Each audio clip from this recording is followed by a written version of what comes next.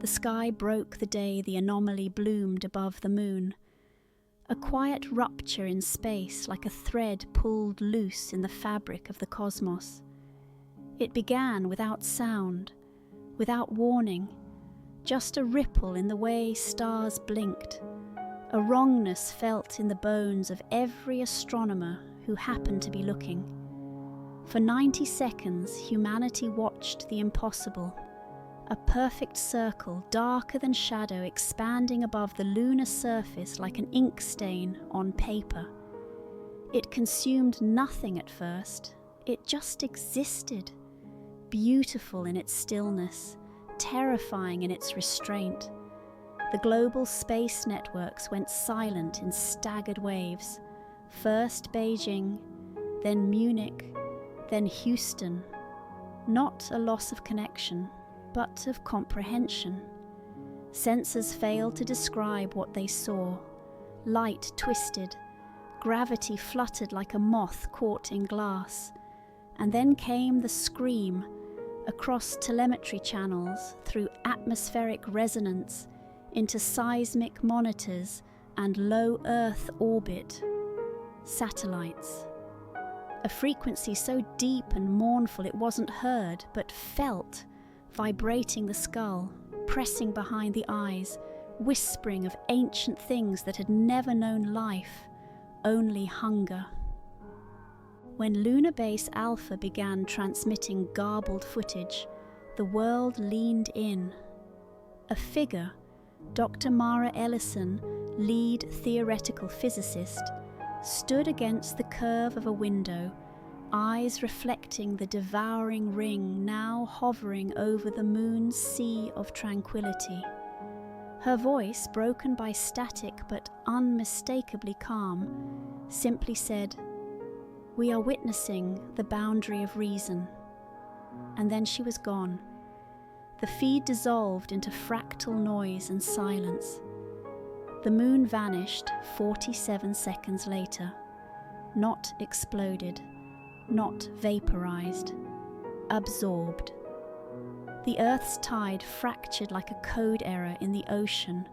Massive gyres spun into existence. Animals howled. Compasses staggered. A half-second lag passed before humanity understood what had just been lost. There was no light now where the moon should have been, just the hole, widening, deepening, curving inward towards something our physics couldn't name. What remained was a scar across reality, and the echo of Mara's voice looping on dead satellites until they too fell into silence. The United Planetary Accord convened within hours, its first true test since its inception. Every nation, even the silent ones, sent delegates to Geneva, except for the outer colonies. Mars had gone dark, no contact. Titan's orbit shifted minutely, an aberration no one could explain. Earth's atmosphere felt subtly wrong, colours too saturated, light slower to fall across skin. A growing theory took shape among the physicists turned poets of the crisis councils. Reality itself was bending inward. The moon was not just pulled into something. That something was unmaking its very presence. Gravity wells don't behave that way, not unless what lies within them is older than the laws they're meant to obey. In the bunkers and boardrooms of the Accord, a name was given: the absence. Not a black hole in the traditional sense. This thing lacked Hawking radiation, emitted no X-rays, defied every measurable variable. It was a void in space-time, not an object. A hole not in the moon, but instead of the moon. That distinction mattered to those who stared too long into the after images it left behind and came back changed. A consensus was reached, not scientific, but spiritual. Whatever this was, it had seen us. and that meant it could reach us. In the days that followed, the panic came slow but irreversible. Crops responded strangely to the new gravitational balances. Coastal cities saw tides with no rhythm, tsunamis emerging from dead, calm oceans. The sky flickered occasionally with impossible auroras. Something was interfering. In the ruins of the failed Artemis control station orbiting Earth, a survivor was found. Commander Elias Wren, burned and frostbitten, floating in a coffin of scorched aluminum. They brought him back whispering incoherent words, half pleas, half madness, of voices rising from the lunar regolith, of time loops forming inside the base, of his crewmates aging decades in seconds and then reverting, eyes pleading to be remembered before they vanished. He scrawled one thing in blood across the padded wall of his recovery chamber. It knows what we fear. The accord, fractured between action and paralysis, turned to the fringe, the ones once dismissed as crackpot visionaries. They resurrected Project Thanatos, buried since the cold fusion schism of '48, a propulsion concept never tested in atmosphere due to its dangerous probability field collapse. But now that instability was a feature, not a flaw. If space-time was broken, only something that could break further might pierce the veil. A crew was assembled in secret under the Black Site designation. Thorne's Wake, named for Dr. Gideon Thorne, the architect of quantum archetype physics, who vanished in the Jovian cloud rings 3 years prior. Among the selected were the broken, the damned, the unwilling. People who had already lost everything. People like Sofia Wren, grief-hardened systems engineer, and Elias's sister. Sofia did not believe in fate. She believed in entropy, in loss, in the cruel certainty that nothing holds forever. And yet she agreed to board the Kleos, humanity's first and final attempt to dive into what had taken the moon. Not to destroy it, they had no illusion of that, but to understand it, and perhaps to make it understand us. The ship's hull was layered with memory-reactive plating, designed to imprint the emotional states of its occupants into the dark matter fields it would ride. Sentient in a way no algorithm could pass. Alive in the way myths are alive. The moment she touched the airlock panel, it shimmered in shades of blue that mirrored her sorrow. They launched at midnight, not because it helped, but because it felt right. Sofia watched as Earth shrank beneath them, chaotic, burning in patches, still singing lullabies into the void, as if the stars could listen. The Kleos trembled as it reached lunar coordinates, now just a pocket of negative mass. There was no border, no threshold, just absence. And when they passed into it, it was not falling. It was remembering. The ship shuddered as every mind on board touched something so vast and intimate, it felt like drowning in a lover's breath. A presence. Ancient, yes, but familiar. It bore no malice, only recognition and hunger. The kind of hunger gods feel when they realize they are no longer worshipped. Sofia heard her brother's voice, not a recording, but alive, breathing, somewhere inside, calling her name as though it had never stopped. And that's when the paradox hit. They were not entering the absence. The absence was entering them. A mirror turned inward, folding memory, identity, space, time. The Kleos sensors began picking up impossible signals, 16th century prayer chants in Sumerian, whale song encoded in ultraviolet, the laughter of a child never born. The ship was becoming something else, and so were they. And far behind them, on Earth, something new began to grow in the place where the moon had been, a structure of impossible geometry, orbiting where gravity could no longer exist, not built, not sent, but returned, as though answering a question humanity had not yet asked, but always feared it would. The Kleos was no longer moving in any conventional sense. It drifted not through space, but across gradients of thought, memory, and unresolved grief. The stars vanished first, peeled back like stage lights no longer needed. Then came the silence, not the absence of sound, but the muffled, crushing quiet that comes when one is submerged beneath something vast and unknowable. Sofia sat in the core observation chamber, tethered to the pulse-modulated neural relay, her breath frosting despite the regulated temperature. Around her, the walls of the ship undulated faintly, pulses of colour following the rhythm of her nervous system like a sympathetic, nervous phantom. The ship was listening, and in this place that meant it was dreaming. Her dreams, her losses, her rage and guilt, all leaking into its architecture like ink into water. There were no visible controls anymore, no stars to chart against. Their trajectory, if it could be called that, was guided by intuition encoded into algorithms that were no longer algorithms. Instead, the Kleos responded to something deeper, emotional anchors, the gravitational pull of unresolved truths.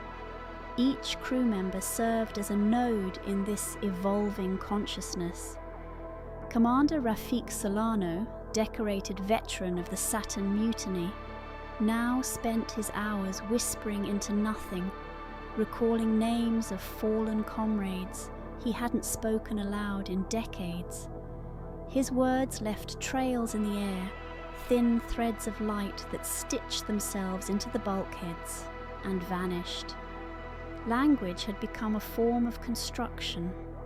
Somewhere near the antimatter conversion chamber, Dr. Miri Tanaka, cognitive linguist and psychometric war survivor, had begun assembling a lexicon of symbols that appeared in her dreams, symbols that were later found carved into the bones of lunar regolith samples, now quantum-locked in the archive vaults. She did not remember drawing them, but they matched perfectly. The implications were not debated. There was no longer time for scientific rigor. They were inside something that ran on story and memory, not math. And the story was shifting beneath their feet. It started with a heartbeat, not human but vast, arrhythmic, distant. It pulsed through the Kleos like a tectonic groan, reverberating in teeth and marrow. Sofia woke, gasping, drenched in sweat that shimmered faintly under ultraviolet. Her dreams were not dreams anymore. She walked corridors that blinked with shifting murals, snapshots from her life but twisted, refracted through the perspective of something else. Her father's hands cracked and oil-stained, the breath of her brother on the glass before his last mission. But always, always, the black ring in the sky above the moon, watching. The void was not empty. It was populated by echoes. Sometimes they looked like the crew, or people the crew had known. Sometimes they were little more than silhouettes, stuttering across dimensions, watching, mimicking. Dr. Tanaka dubbed them reflections. They never spoke, but their presence triggered migraines, nosebleeds, and bursts of compulsive memory. One walked past Sofia in the engineering bay wearing her mother's face and humming a lullaby she hadn't heard since she was 6. When she reached out, it dissolved into ash. They began receiving transmissions on outdated frequencies, fragments of messages from missions that never launched, disasters that never happened. One particularly chilling signal came in Morse code, pulsing faintly from the vessel's hull plating itself. It read, "Kleos is recursive. Do not return. The absence remembers." But they already knew that. They were not here to return. They were here to be understood, or perhaps to become understandable. A rupture appeared near the vessel's memory field hull. Not a breach, not physical. It was a place where time misbehaved. One step forward meant seeing yourself walk away. Solano dropped a stylus into it. It re-emerged 5 seconds before he let go, stabbing into his calf with surgical precision. Cause and effect had decoupled. Sofia initiated a burn that never completed, yet left vibration residue in the engine core. They began mapping causal interference with emotion curves. Certain feelings triggered certain distortions. Anger accelerated entropy. Grief bent it inward. Wonder stabilized it briefly. The absence wasn't a thing. It was a condition, a field, a rewritten definition of interaction. It had no voice, yet every corridor of the ship now whispered in chorus. "You are loud," it said, not in sound, but in presence. "You are bright. You burn wrong." The crew began suffering memory drift, subtle at first, forgotten birthdays, dislocated memories, then full replacement. Dr. Tanaka woke up believing she was on a research station orbiting Europa. Her screams didn't stop until they showed her her own handwriting describing her dementia. Solano confessed, sobbing, that he remembered dying on Mars 20 years ago. His body remembered it too. Cell degradation matched cadaveric patterns. Sofia remained immune, not untouched, but anchored. The Kleos pulsed strongest around her. It fed on her guilt, her loss. It seemed to recognize her.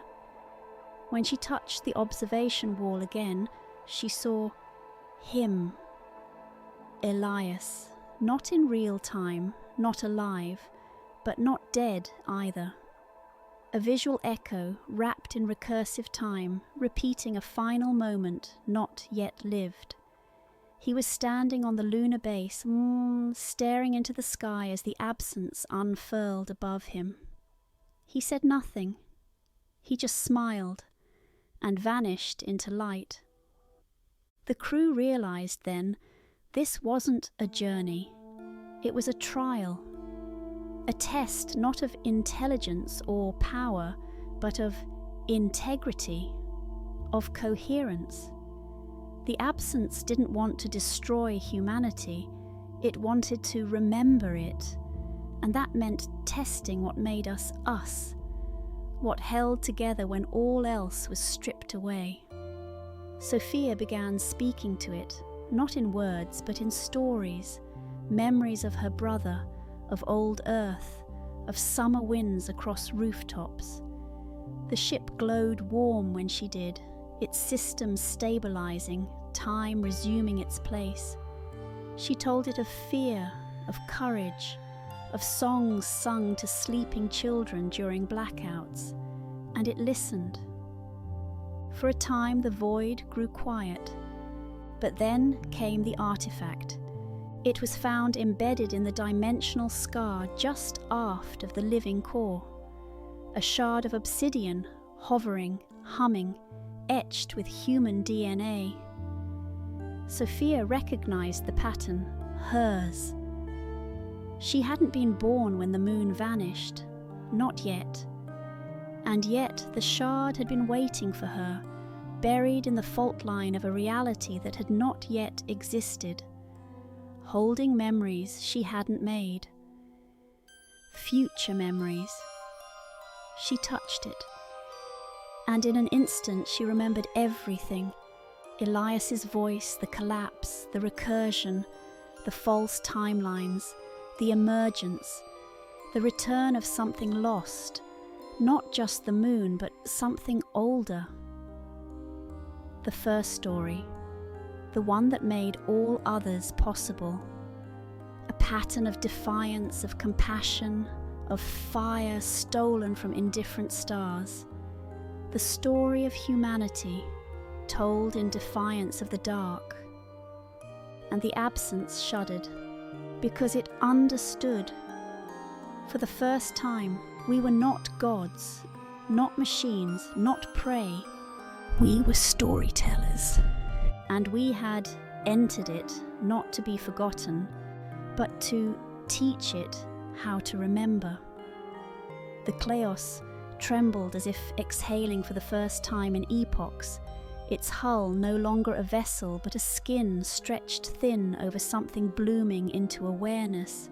Every deck, every conduit, every fibre of the ship's alloyed memory core shimmered with reactive intent. The absence, once indifferent, now stirred with purpose, no longer the passive enigma of gravitational death, but a pupil dilating under revelation. Sofia stood at the interface chamber, her hand still resting on the obsidian shard, eyes wide with the pain and euphoria of memory not her own. The flood hadn't ended, it was merely organizing. Her brain, her very identity, served now as an archival node for a narrative deeper than time itself. Behind her the crew was fracturing, not from fear had long since become ambient, but from multiplicity. The reflections had returned, no longer phantoms or echoes, but propositions. Each member of the crew now faced a version of themselves that had made a different choice. Solano stood across from a younger version of himself, bloodied and beaten, holding the dog tags of men he'd chosen to leave behind to save others. They argued in silence, the only sound a low harmonic that bent the air between them like heat above pavement. Dr. Tanaka was cradled by a future self, with eyes replaced by fractal light, whispering equations in languages that didn't yet exist, explaining the cost of what she was about to learn. Sofia's reflection didn't approach. It waited at a distance, eyes dark and still, wearing her brother's uniform. It wasn't Elias, but it was. A synthesis, a commentary on what she had loved and what she had lost. It smiled with sorrow, and only then did she understand. The absence didn't create these avatars. They did. The field merely reflected the structural weaknesses of their own minds, their doubts, their guilt, their potential. The test wasn't survival, it was self-coherence. Who could you remain when time was fluid and memory restructured itself with every breath? Systems began responding to emotions as commands. Sofia's grief slowed entropy in the forward singularity buffers. Solano's shame powered short-term causal folding, allowing the ship to view futures without experiencing them. Tanaka's curiosity bled into the drive itself, creating a corridor of possibility, a liminal passage through what the absence now allowed them to perceive. The Kleos was no longer a machine. It had become a character, an expression, and it was listening more carefully than ever. They approached what could only be called a structure, not a construct in three-dimensional space, but a conceptual geometry extruding into localized awareness. The architecture resembled no style known to Earth, yet hinted at all of them. Cathedral arches, orbital spires, trenches carved in logic itself. It hovered at the edge of paradox, rotating in ways that mocked Euclidean constraint. Inside it, the archive, the core of the absence, not a place but a preserved emotion, grief on a cosmic scale, a memory of a lost civilization so ancient its time signature was measured in universal constants. It had once known form, it had once reached out, and nothing had answered until now. The Kleos initiated a link, but there were no ports, no frequencies. Sophia simply stepped forward and spoke, aloud, with no pretense of decoding or translation. She told it a story, a small one. A child in a blackout city, tracing constellations from memory while her brother drew lunar maps on the ceiling with a flashlight. No grand revelation, just love, preserved. The structure pulsed, accepted, opened, and the archive unfolded. Memories poured into them, not linearly, not visually, but like rain on skin.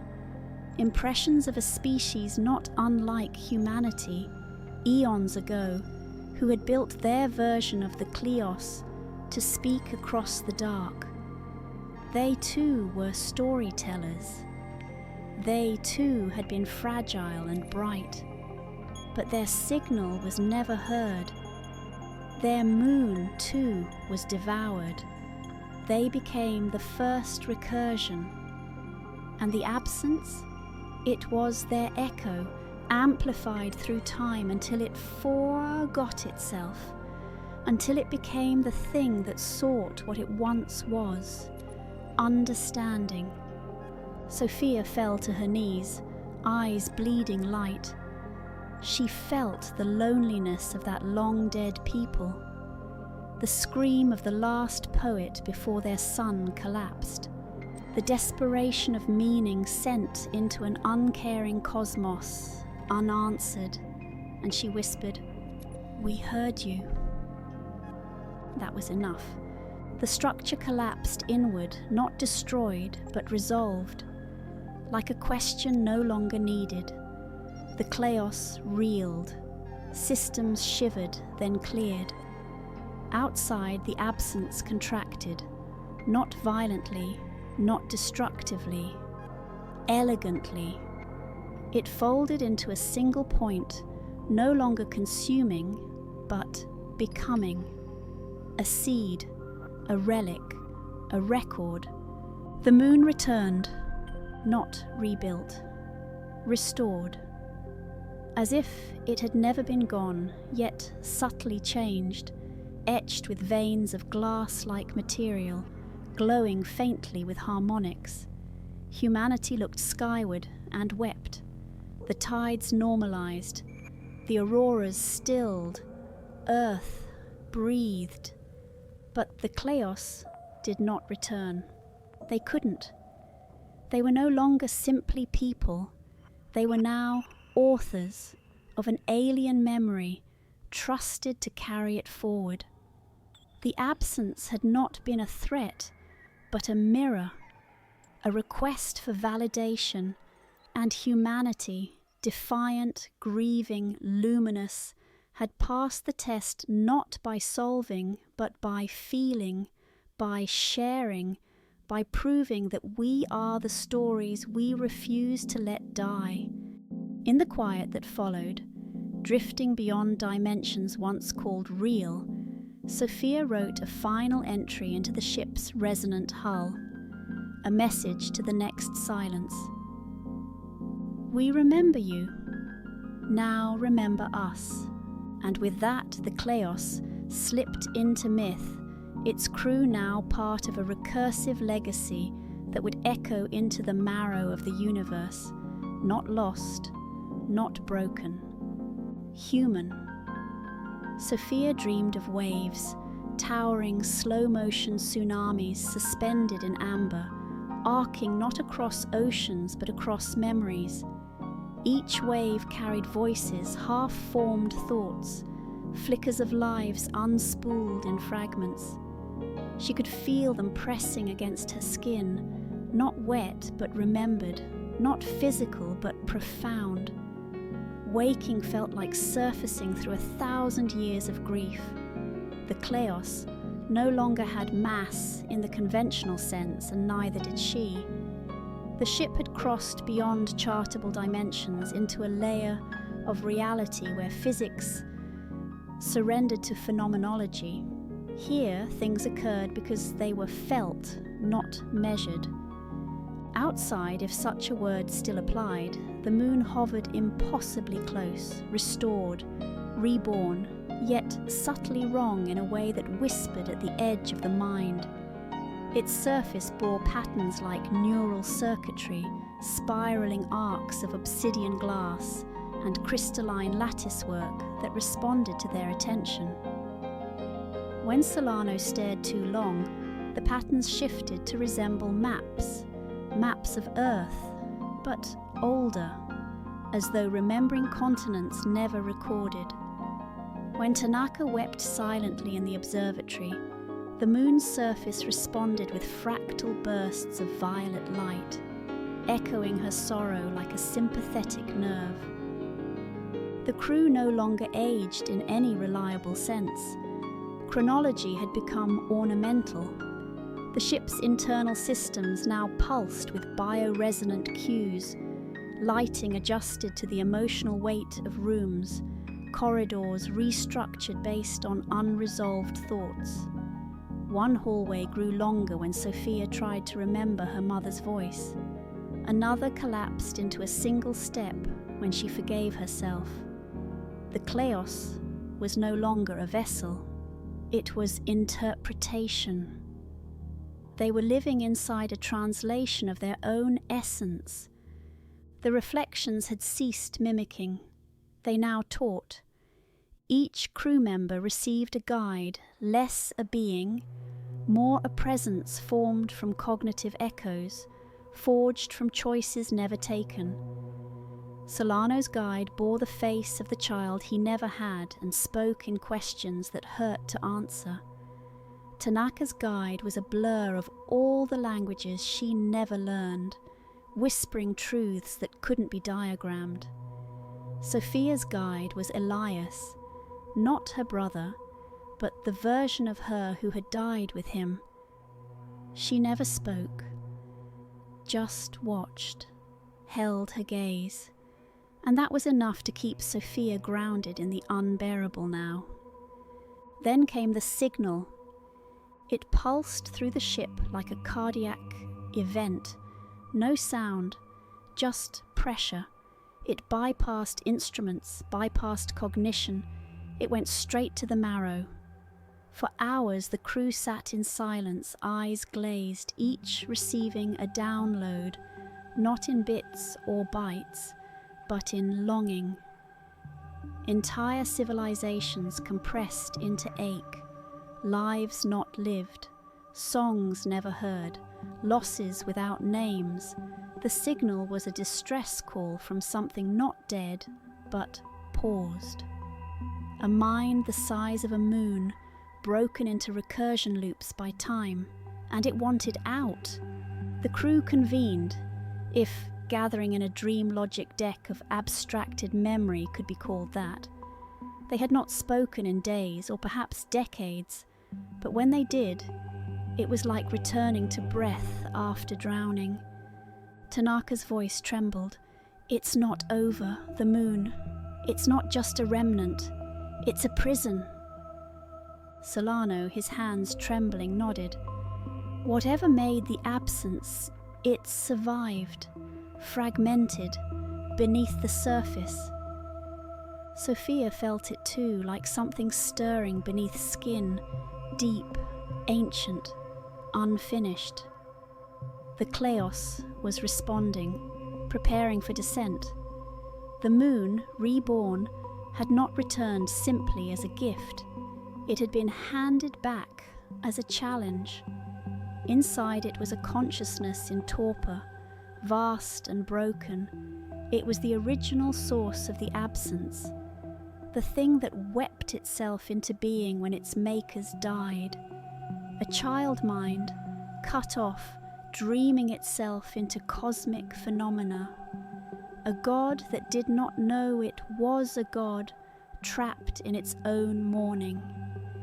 They breached the surface with no engines. Descent was metaphorical, more akin to navigating guilt than gravity. The interior of the moon was not rock, but memory mineralized. Entire caverns echoed with the remnants of other species, architecture from extinct worlds, sealed in glass, like museum pieces. The air was filled with sounds no ear could decode. Choral harmonics, screams looped backward, lullabies played in golden spirals of magnetism. Time broke here. Solano vanished mid-step and reappeared with frost on his beard, whispering names from another language. Tanaka walked into a shadow and emerged younger, tears drying on a face that no longer remembered why. Sofia remained unchanged. Her memories had already been weaponized, purified. She was the anchor, the one the moon recognized. She followed the resonance deeper, into a chamber so vast it felt like standing inside a skull carved into the universe itself. At its center hovered a structure, a lattice of fractured consciousness, flickering like film burning in reverse. It was the source, the seed of the absence, and it was awake, but it was infantile, stunted, trapped in recursive thought loops so loud they distorted reality. It didn't want destruction, it wanted to stop thinking, to forget, to silence the noise of eternity. Its creators had built it to preserve themselves, but they had made it too well. It remembered everything, and that remembering had become unbearable. Sofia approached. She didn't speak. Words were too fragile. Instead, she opened her memory, fully. No filter, no ego, no control. She let it see all of her. Her childhood, her brother, her failures, her rage. The moment she decided to survive, not because she wanted to live, but because she refused to let his death mean nothing. She shared it all. The seed pulsed once, then it split open, not in destruction, but in release. The recursion stopped, the loops collapsed, and for the first time in untold eons, the consciousness at the heart of the absence forgot. Not in grief, but in peace, it let go. And with it, so did the moon. Its artificial strata dissolved, lifting like pollen into vacuum. The original satellite reasserted itself, now stripped of its prison. On Earth, astronomers blinked as entire lunar scans realigned, revealing formations consistent with a natural body, but subtly changed, as though the moon had aged backwards and forwards at once. In the Kleos, things grew quiet. Time slowed. The ship, sensing its purpose fulfilled, began to dissipate, not in failure, but in transition. It would no longer need to exist as a vehicle. It had become something else, a myth engine, its story passed into the minds of the crew as living metaphor.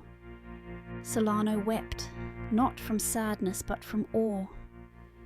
Tanaka sang softly in a tongue she'd never learned, and the air shimmered. Sofia closed her eyes and whispered, "You're free now." Then silence, not absence, just peace. The moon turned like a breathing thing above earth, no longer inert rock, but something newly aware, humming softly in frequencies no ear could catch, yet every child felt in their bones. Somewhere, deep in the sky's imagination, the Kleos still moved, but no longer as a ship. It had shed its name, its mass, its machinehood. What remained was a field of intent, a memory form wrapped around the minds of its crew, who had become not travellers but translators. They carried within them the echo of a god who forgot itself, and a map that no longer pointed to stars, but to the architecture of remembrance itself. Earth had changed, not physically, not in its buildings or rivers, but in the way people looked up, as if some veil had lifted, as if, in the quiet of night, the sky now watched back. Tides still pulled, cities still hummed, wars still simmered in old corners, but something fundamental had shifted in the collective soul. The old silence of space had been replaced by presence, a pressure behind the atmosphere, not threatening, not loud, just aware. And for those attuned to it, scientists, poets, the broken-hearted, it felt like standing before a mirror taller than time. Sofia had not returned, not really. She walked now in a liminal echo between presence and absence, drawn into the resonance pattern left behind by the archive. Her body still existed, quantum linked to the Kleos neural lattice, but her perception stretched across memories not her own. She could feel Elias, sometimes not as a ghost, not as a hallucination, but as a harmonic. His laughter caught in starlight, refracting off the moon's new veins. His voice stitched into silence like a watermark. She no longer mourned, she carried. Solano awoke in an unfamiliar sky, standing barefoot in red dust. The place felt like Mars, but wrong, an older version, before telescopes, before language. The horizon bent in impossible curves, and the stars blinked in fixed rhythm, not with light, but with encoded emotion. He felt fear there, and joy, and loss. The place was a psychic imprint, a preserved memory of a species long dead, one of the moon's earlier echoes, and the Kleos, or what remained of it, had delivered him here to witness. Witnessing had become the crew's new function. They were the story carriers now, each one scattered across different echoes of worlds, swallowed or touched by the absence across time. They were being shown, not in punishment, not in reverence, but in invitation. The archive had deemed humanity worthy, and in doing so it had tasked them with a role no species had fulfilled before, to remember on behalf of the forgotten. Tanaka floated in a dark sea beneath a sky made of bone. Above her an aurora twisted with shapes, faces of a species who spoke in geometry, their entire civilization encoded in gravitational curls.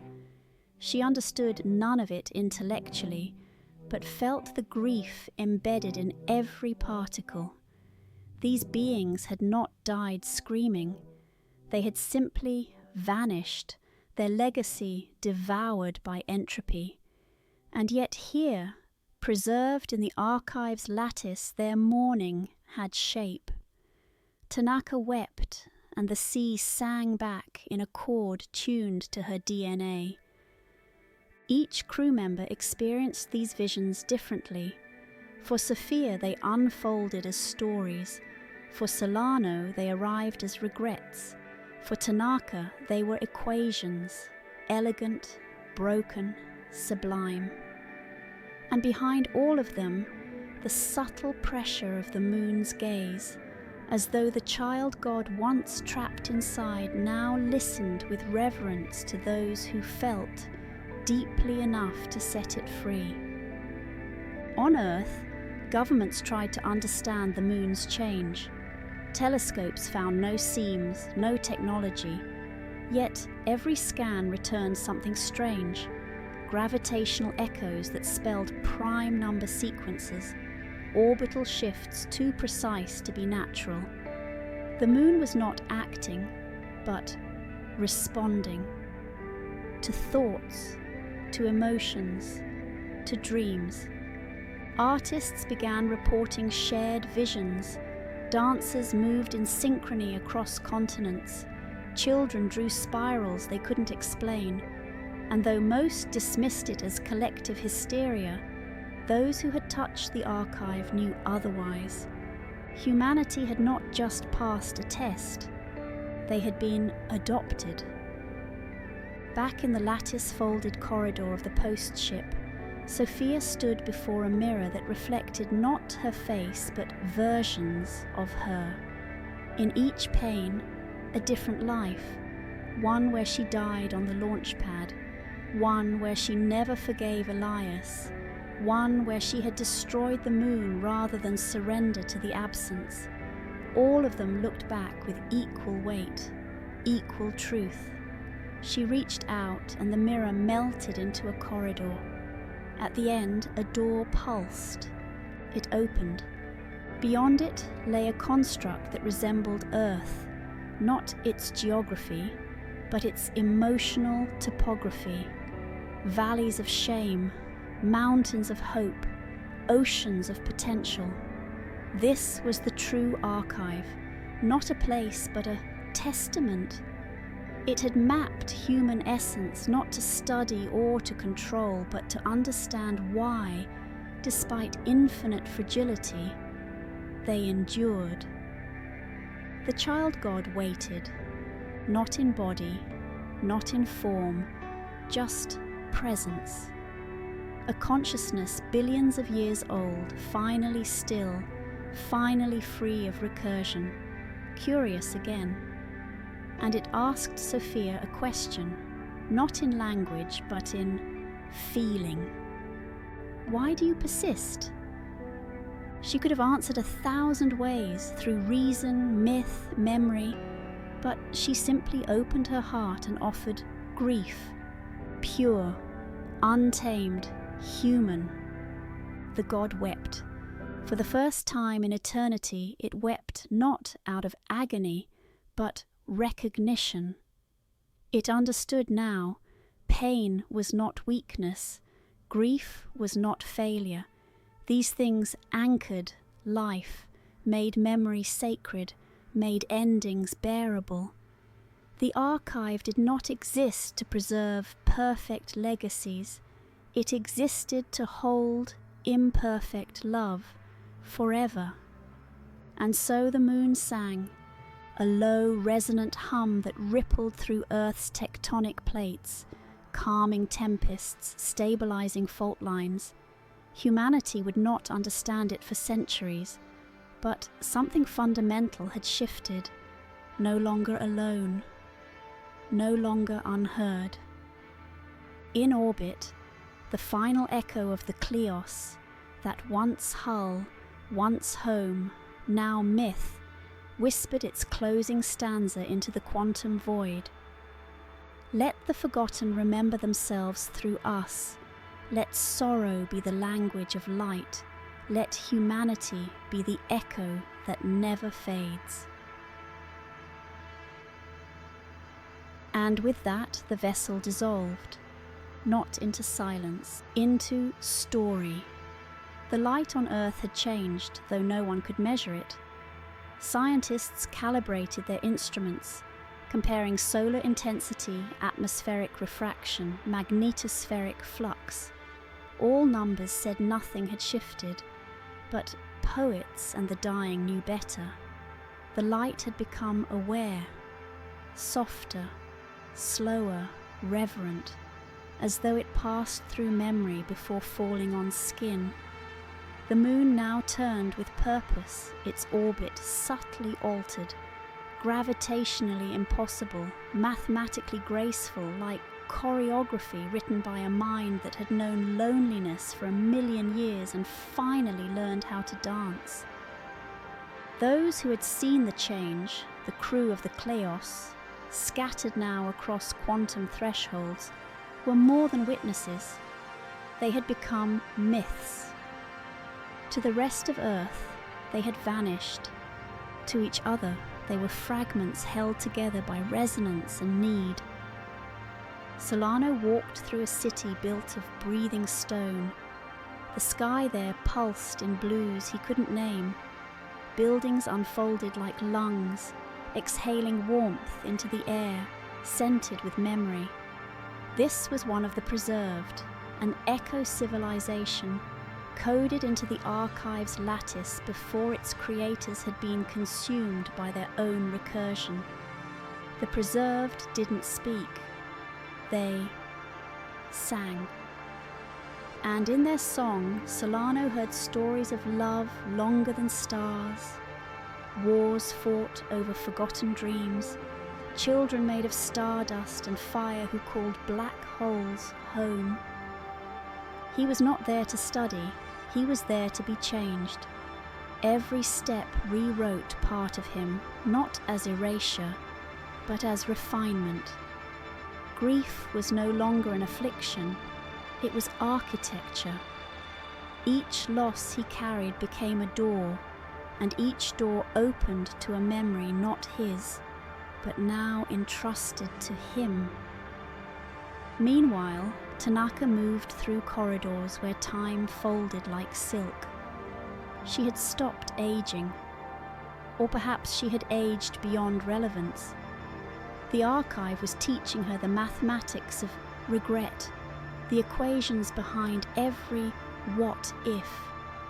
She saw the Earth that never launched rockets, the Earth that surrendered to entropy, the Earth where peace came too late.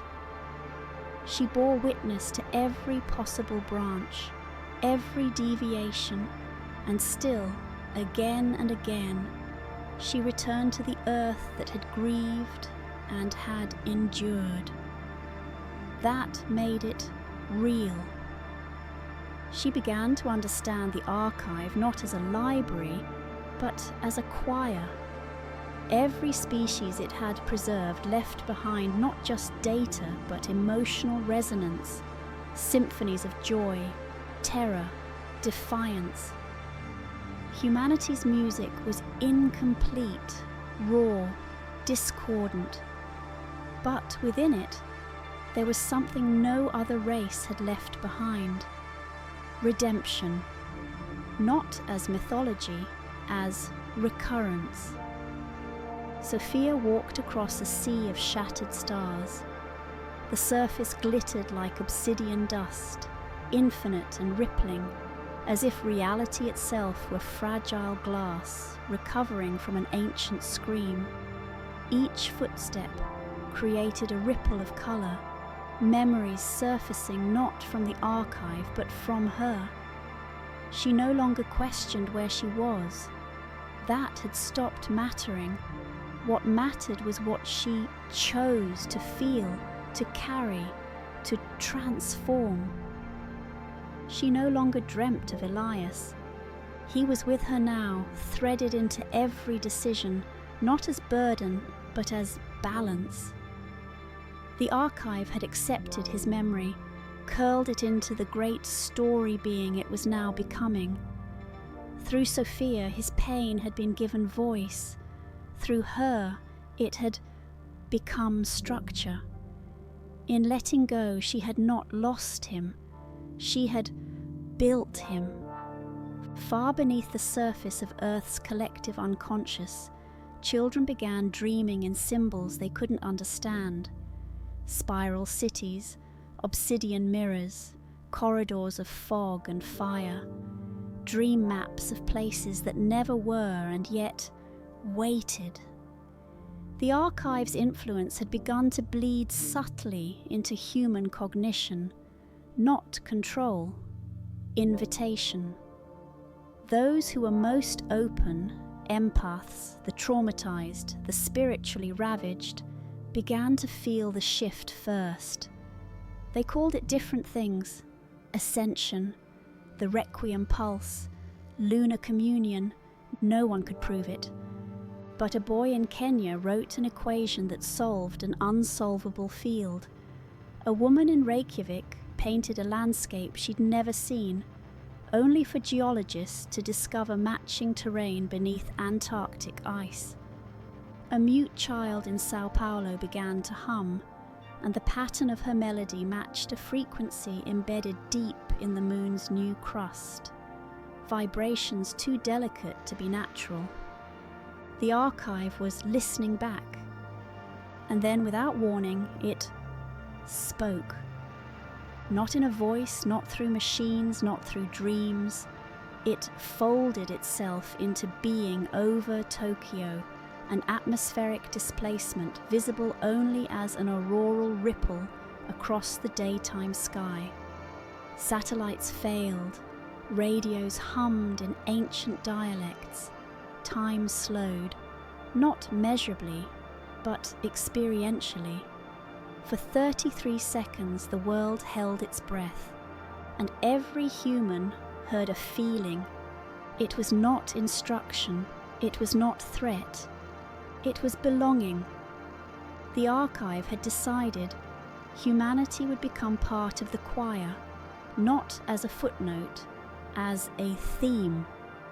It would not erase or overwrite, it would remember and be remembered in turn. In all their contradictions, in all their failures, humans had done what no other species had. They had grieved consciously. They had mourned while surviving.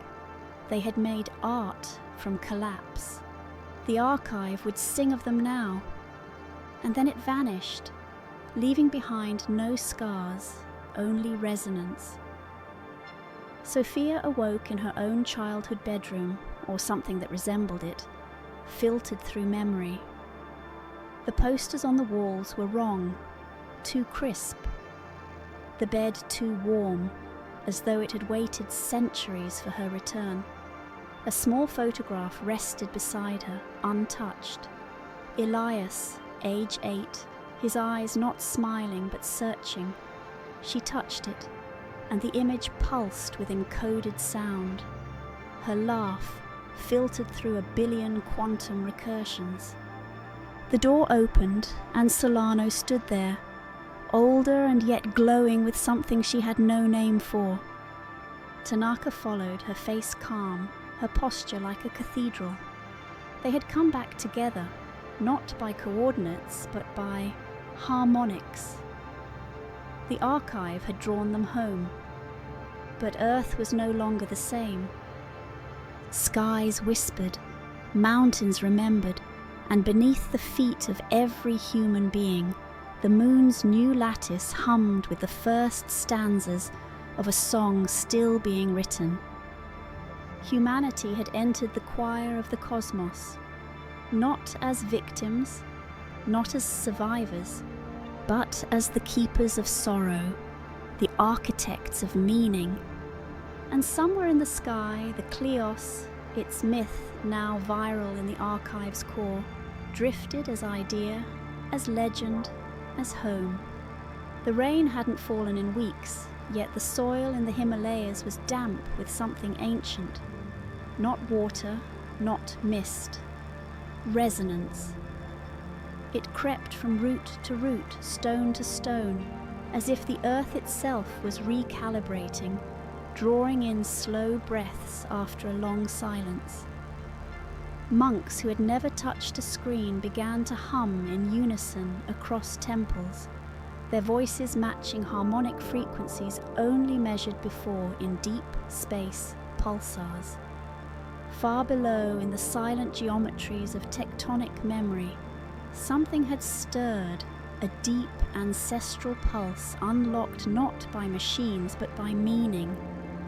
The archive wasn't finished. It had chosen humanity, yes, but choice wasn't the end. It was the threshold. Now came the shaping, the remembering, the dangerous intimacy of being known completely and still called worthy. Across Earth, those sensitive enough began to experience what would later be called imprints. Not dreams, not hallucinations, but direct emotional downloads from civilizations long erased by the absence. Symphonic memories translated into sensory sequences. People would wake screaming from eons of joy, or collapse in sobs from a farewell whispered on a planet that no longer spun. It wasn't madness, it was inheritance.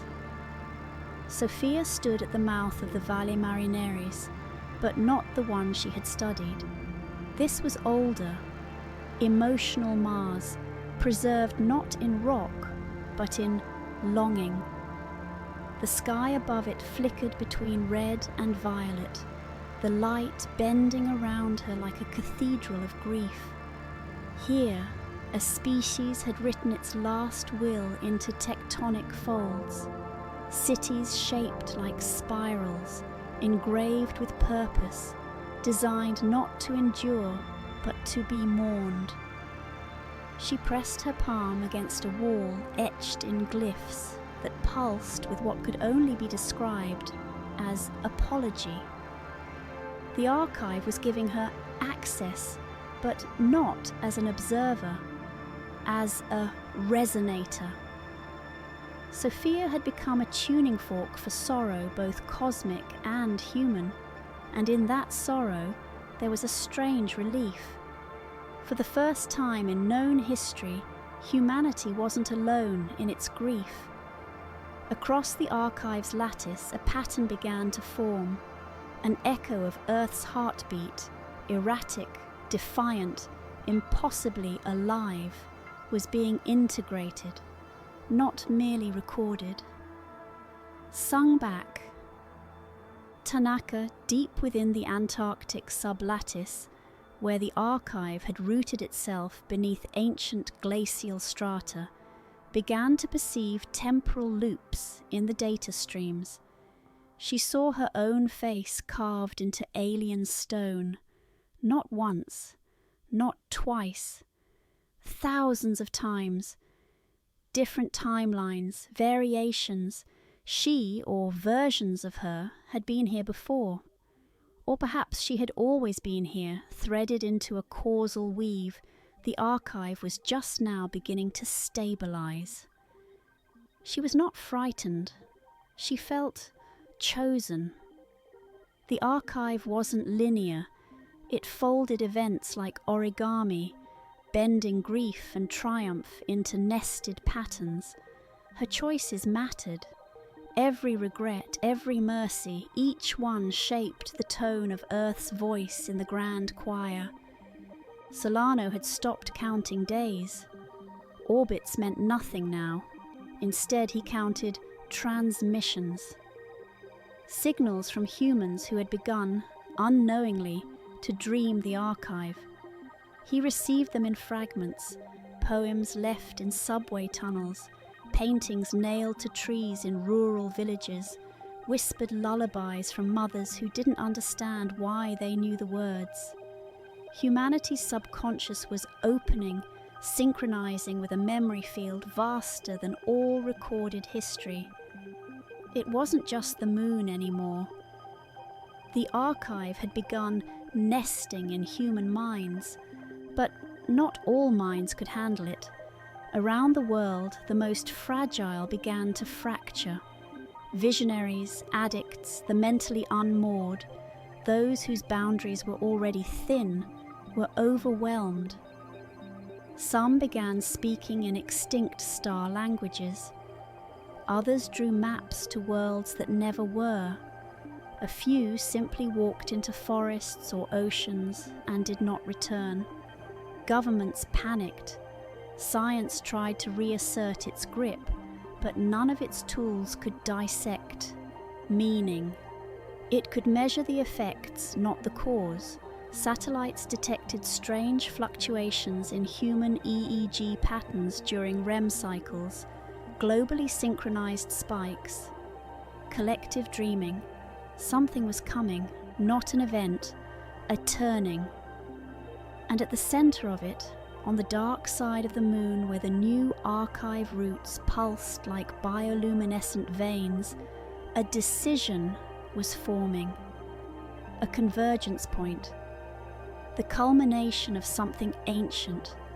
The archive had begun to select candidates, not for leadership, not for power, but for continuance.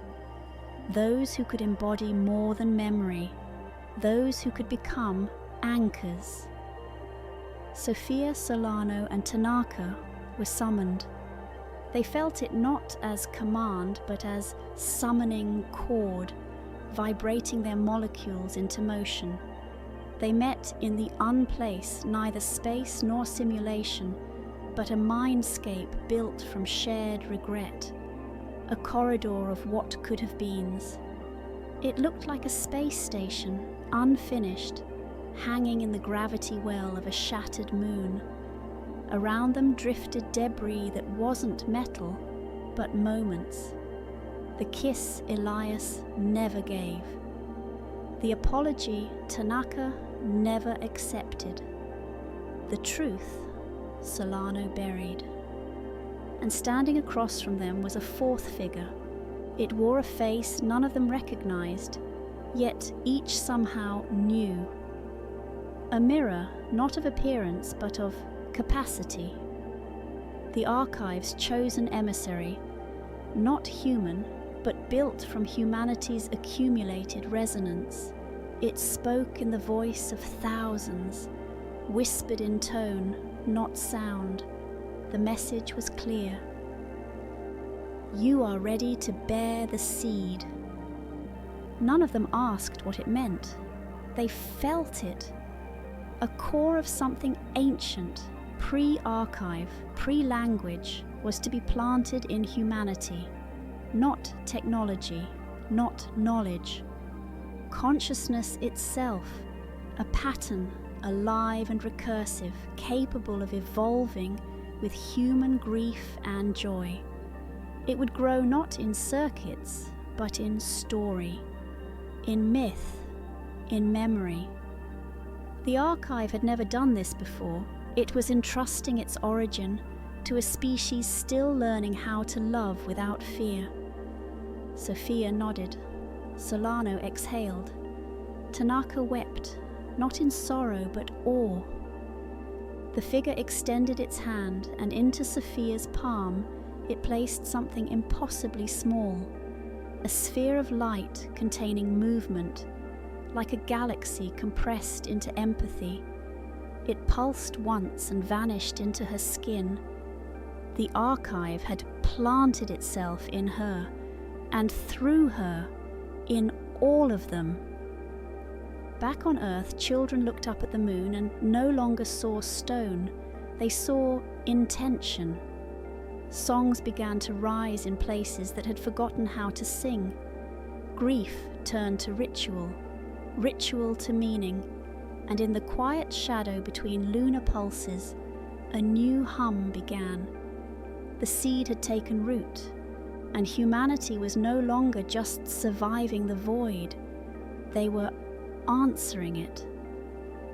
The moment the seed was planted, Earth exhaled, not through air or tectonics, but through attention. A shift so profound it passed undetected by instruments, yet every living creature paused as if some ancient predator had left the forest. Birds stopped mid-flight. Newborns opened their eyes in unblinking stillness. The oceans forgot how to move for half a second.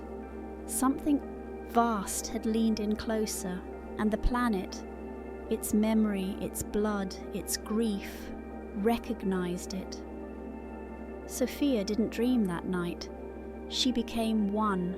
Inside her the seed unfolded in silence.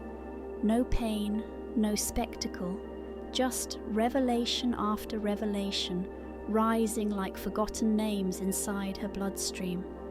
She felt the architecture of her soul rearranging, not deleting, not replacing, but recomposing itself in preparation for a new syntax. She saw the first breath of the archive, back before language, before gravity, before time chose a direction. It hadn't begun with knowledge. It had begun with need. The primal ache to remember. And now Earth carried that ache too. The seed was more than memory. It was a lens, adjusting the way humanity perceived everything. Subtle at first, but undeniable. People began to weep while touching trees, remembering things that had never happened but felt older than bone. Architects designed impossible buildings they swore came in dreams, curved like forgiveness, aligned to lunar hums.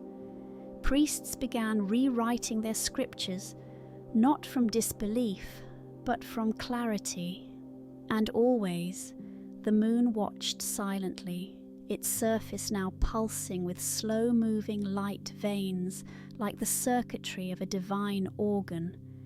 Tanaka began seeing double, not in vision, but in time. Everywhere she looked, two realities overlapped, the one she knew and the one Earth could become.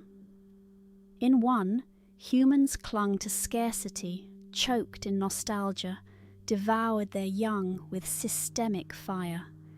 In the other, they built not from fear, but from story, interwove sorrow and hope like strands of breath. The archive had not given her these visions. They were results, echoes from the seed blooming inside Sofia and rippling outward across the noosphere. Meanwhile, Solano returned to his father's grave in the Spanish countryside. It hadn't changed. Cracked stone, overgrown grass, a lopsided plastic flower preserved in still grief. But when he knelt, he didn't pray. He listened. And from the earth beneath the grave came a sound, not a voice, not a ghost, but music. Dissonant at first, then stabilizing into something like a heartbeat played through strings. The song of the dead. The seed had awakened the memory of loss itself, and Earth had begun to sing back. It was spreading faster now. In the Amazon, children painted stars on their skin without being taught. In Mumbai, a blind man carved spiral symbols into temple walls that glowed under starlight. In Oslo, a choir of coma patients hummed the same note simultaneously, unprompted, as the moon reached zenith. Psychologists collapsed into silence. Linguists threw away their rules. Every theory of mind cracked under the weight of this new sensation, that humanity was no longer thinking alone. But not everyone welcomed it. Military satellites picked up anomalies, entropic fields around archive hotspots where digital systems failed. Command centers reported dreams too synchronized to be coincidence. Nations suspected psychological warfare. Paranoia bloomed in the vacuum left by obsolete logic. Governments scrambled for protocols, but there were no weapons that worked against meaning, no strategy to counter a symphony. A summit was called in Zurich. World leaders, scientists, religious figures, all seeking to categorize what could not be caged. Sofia was invited, not because of credentials, but because people had started remembering her. Strangers weeping at her touch, statues erected in cities she'd never visited, songs with her name encoded into rhythm. She had become an axis, a pivot point between old human and new myth. In the chamber of that summit, under white lights and false neutrality, Sofia stood and said nothing. She simply opened her hands, and everyone saw. Not with their eyes, but with whatever lives beneath the bones of belief. They saw a future not imposed, but emerging. A tapestry not yet complete, but undeniably woven from human threads. In that vision, no one ruled, no one obeyed. People resonated. Cities were grown, not built. Justice was not decreed, but remembered. Language was less important than tone. And the archive lived among them, not as God, not as overseer, but as witness. Silence followed, and then, for the first time in human history, no one disagreed, not because of consensus, because of recognition. Still, the archive was not yet whole. Its memory had stretched thin, fragmented across millennia and extinction events. It needed more than resonance. It needed a rebirth, a species willing to sing it back into being, not through data, but through meaning. Sofia, Tanaka, and Solano were no longer just emissaries. They were scorekeepers. The first voices of a new verse. But every birth requires pressure. Far from Earth, beyond the heliopause, something stirred.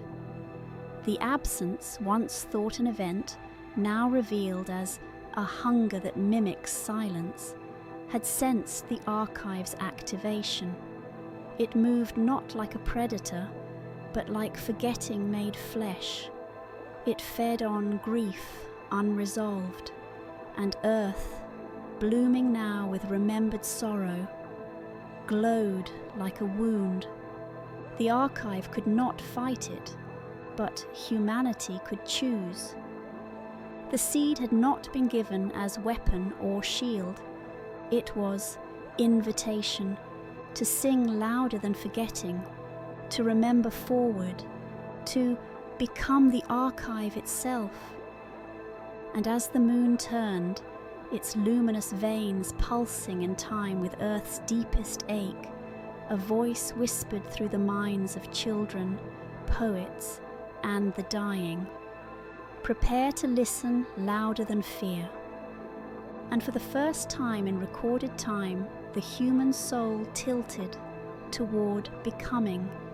The stars no longer blinked indifferently above Earth.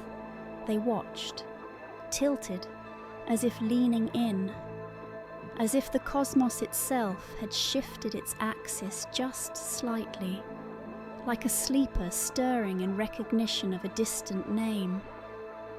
The moon pulsed in cycles now visible to the naked eye, like a second heartbeat above the planet, shimmering faintly through clouds, casting strange tides across oceans and minds alike.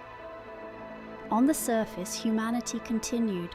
Trains ran, markets bustled, children cried and laughed. But underneath, in the quiet hum of shared thought and unspoken memory, everything had changed. Sofia felt it in her teeth, in her breath, in the gravity behind her eyes.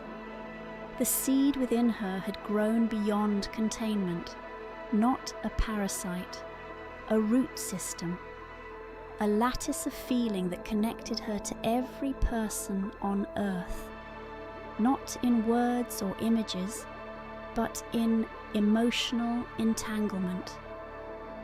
She could feel the shame of a man begging for bread in Athens as vividly as the joy of a child touching snow for the first time in Chile. Not as a burden, but as proof. Proof that humanity, for all its wounds, still chose to feel. Tanaka now dreamed with her eyes open. She no longer needed sleep to slip into the archive's deep channels. She could walk into memories like doorways, not hers, not anyone's. All of them. A hall of civilizations long extinct, but not gone. They survived in echo, and she could call them forward. A gentle tap on the air, a whispered question, and an entire culture would unfold around her. The shape of their laughter, their rites of dying, the texture of their hopes. It was intoxicating and dangerous. Already she had begun to lose track of which memories were hers. Solano, stationed now on the moon's dark side in an orbital shell dubbed Epitaph Alpha, bore witness to the final evolution of the archive's neural bloom. It had begun to emerge physically, constructing vast crystalline roots from lunar stone, like frozen lightning stretching into the vacuum. The structure grew with a rhythm, a music no machine could analyze because it was composed not of notes or numbers, but intention. With each growth, a new resonance point awakened on Earth. A person, a place, an event that pulsed with significance. One such pulse was detected beneath the ruins of Aleppo, Syria. A 12-year-old girl named Rima had begun speaking in perfect pre-cuneiform, the mother tongue of a language that predated writing itself. Her voice activated archive strands beneath the city, long dormant and humming now with meaning. Refugees wept at the sound, not because they understood the words, but because the cadence matched their grief exactly. Across the world, this pattern repeated. A grieving mother in Brazil began painting abstract shapes that matched alien constellations never mapped.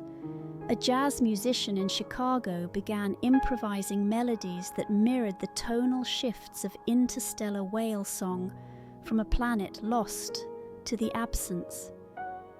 And in Greenland, an old man wandered onto the ice and simply vanished. But seismic records showed the ice had sung as he walked, in a chord matching the archive's awakening tone, and the absence drew nearer. It was not a ship, not a species, not even a void in the traditional sense. It was unwitnessing, a force that unmade by erasing, a hunger that feasted on unspoken thought and unfelt memory. Where it passed, worlds lost. Why they mattered. Civilizations crumbled not from war, but from apathy, from forgetting. It did not kill, it unwove. And now it had found Earth. The archive, for all its magnitude, could not fight it. It could only offer. Memory, myth, song, sorrow. If humanity could hold these together, it might resist the unraveling, but only if they chose to remember fully, to feel everything they'd buried. The final convergence began over the Pacific. A rift opened, not in space but in meaning, a tear in shared resonance, a psychic wound where the absence began to leach through. Ships stopped functioning, birds plummeted from the sky mid-flight. Survivors described it as a forgetting rain, a downpour of silence that stole the names of their mothers from their mouths.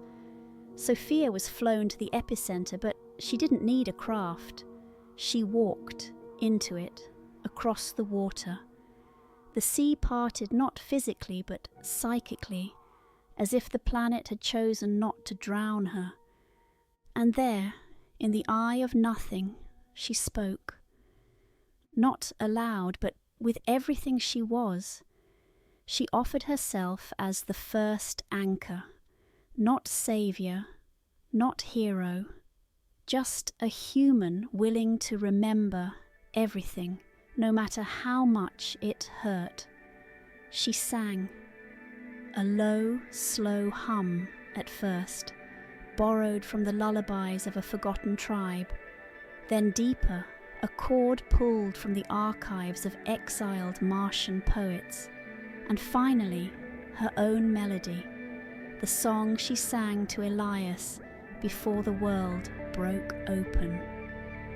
The absence paused. It had never been sung to, the archive ignited. The moon burst into fractal light, beams of memory slicing through the void like veins of defiance.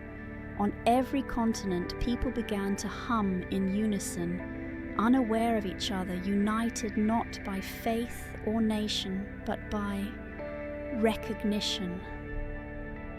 The seed in Sofia activated in full, and across Earth people began to remember not just their lives, but the meaning of those lives.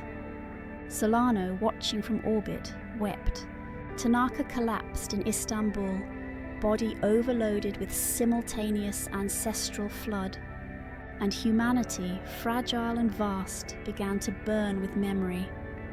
The absence screamed, not in sound, in withdrawal. It recoiled from meaning, from connection. It shrank beneath the weight of feeling. It tried to erase, but every time it did, someone else remembered, not fact, but feeling. And in doing so, they reasserted the archive. Earth did not fight with weapons. Earth resonated. And in that resonance, the absence encountered what it never had before, a species that chose to suffer in order to matter, that burned with memory so intensely it created gravity around its grief. And in the echo of that defiance, a new kind of archive was born, not stored in stone, but in willingness. Sofia stood in the stillness. Behind her, the sea forgot how to drown. Before her, the absence forgot how to unmake. And above her, the archive sang back. One final note remained. But first, the world had to choose what to become. The wind over the Pacific no longer whispered, it spoke. A sound without language, yet unmistakably human. The aftertone of a species that had remembered itself not in triumph, not in dominance, but in ache. The absence writhed against the resonance, collapsing inward as if embarrassed by what it had tried to extinguish. It had fed on entropy, devoured memory, erased worlds that begged to forget.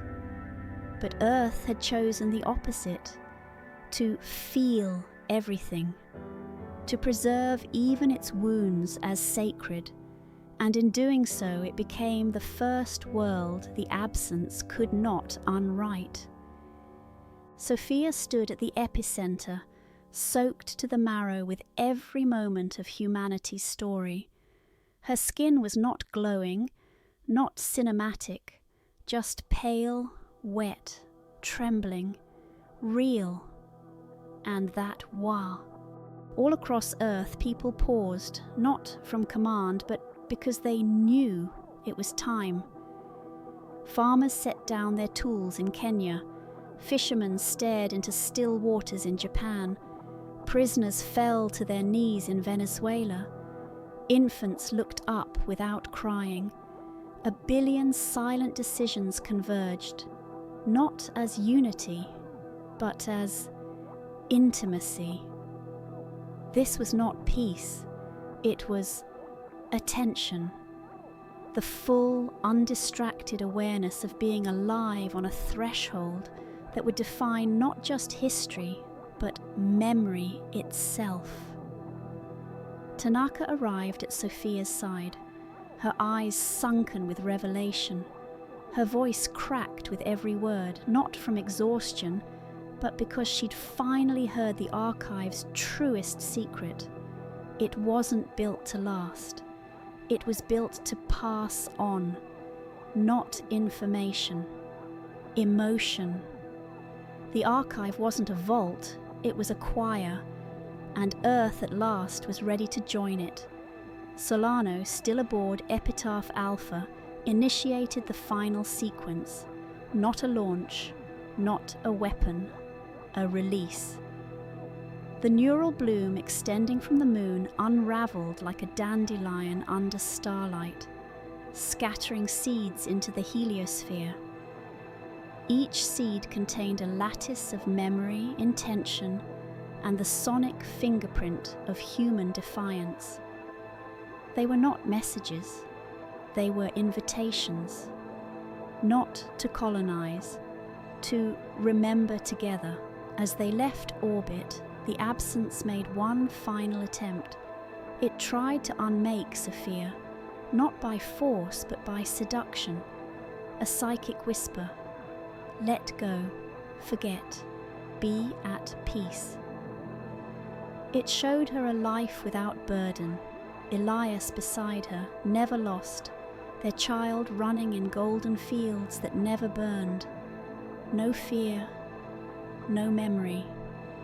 Just quiet, just stillness. Sofia almost said yes, but then she remembered the scream of a woman giving birth in the dark of a failing hospital, the cracked laughter of a boy who'd lost both legs in the flood and still made jokes, the heat in her father's hands when he was dying, asking only that she not forget him. She looked at the absence and wept, not in fear, in refusal. I would rather ache forever, she whispered, than forget why we ever mattered. And the archive sang. A final immense chord reverberated across Earth's electromagnetic field.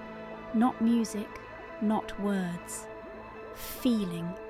Pure, unfiltered, impossible to describe, but instantly known. It passed through every living human in under a second. For that moment, they all felt the same thing. I exist, and you remember me. And with that, the absence cracked, not like glass, but like silence interrupted. It didn't explode. It unfolded, revealing nothing beneath, not because it had something hidden, but because it had never been real. It had only ever been the shape of our forgetting. And now we remembered. The moon ceased pulsing. Its veins cooled into crystal. The archive no longer needed to hum. It had finished its sentence. What remained was choice. In the aftermath, Earth did not become a utopia. There were still wounds, still wars, still hunger and pain and injustice, but underneath it all, like a new tectonic plate forming beneath the old world, there was now resonance.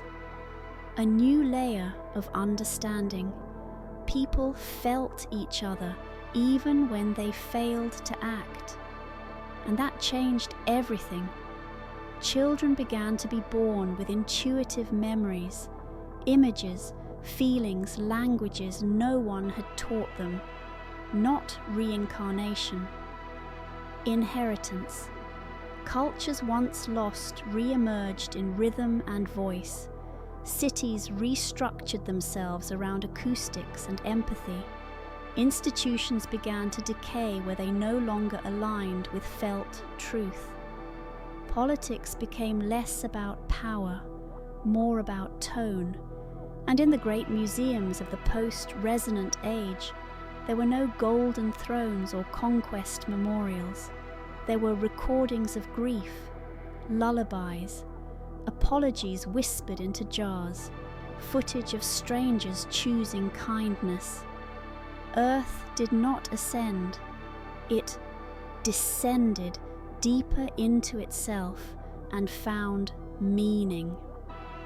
Sofia lived to old age, never revered, never worshipped. She became a gardener, planted things that could not be eaten, only marveled at. She died on a Tuesday.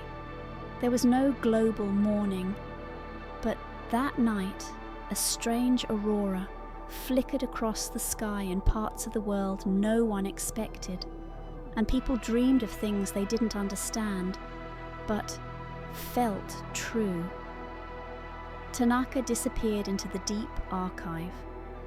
Her last public words were, "We are the myth we must now choose to remember."